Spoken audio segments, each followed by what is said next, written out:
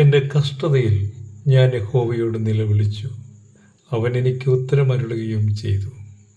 യഹോവേ, വ്യാജമുള്ള ആദരങ്ങളെയും വഞ്ചനയുള്ള നാവിനെയും തടുത്ത് എൻ്റെ പ്രാണനെ രക്ഷിക്കണമേ. രോഗങ്ങൾ പീഡകളും നിന്ന പരിഹാസമേറിടുമ്പോ, രോഗങ്ങൾ പീഡകളും നിന്ന പരിഹാസമേറിടുമ്പോ,